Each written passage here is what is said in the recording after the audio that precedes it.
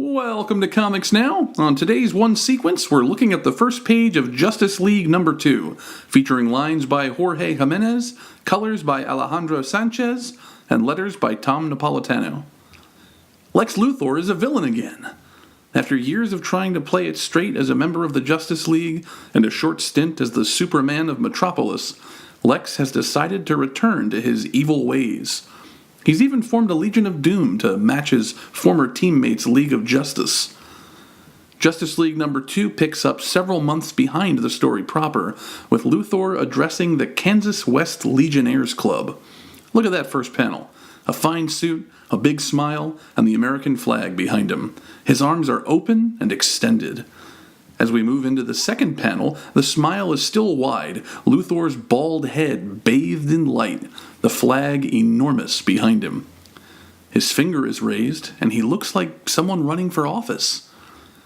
As we move into the third panel, however, the illusion starts to break. The faces of the elder club members don't look confused so much as unbelieving and impatient. Look at this guy over here looking over his glasses in judgment. We move down to the establishing shot that frames the entire page, but it does more than just provide a setting or a backdrop. Why would Jimenez put it here? Why not make the first panel the establishing shot, with a title telling us what we're looking at? It's because the establishing shot is actually a beat in the sequence, part of the storytelling here. We move from the incredulous looks of the Legionnaires to this, a tiny building in the midst of a flat nowhere. The man at the head of the table asks, "Are you sure you got the right address?" And the establishing shot is like an enormous bulging question mark emphasizing the point. We're at the bottom of the page now, and Lex's posture seems to say, "Well, you've got a point." More shadow creeps onto his face as he leans away from the light. Over the glasses man's brow furrows, confusion sets in, and at last, Lex, turned almost completely into the shadows, reveals his scheme. This is all visually interesting out of context, because Jimenez draws such expressive characters and has a great sense of perspective and placement. But look all the way back up at the top. Lex Luthor was not a man to put much stock in the truth. It had never gotten him very far, was how he saw it. But 3 months ago, in a town hall in Kansas, all of that changed.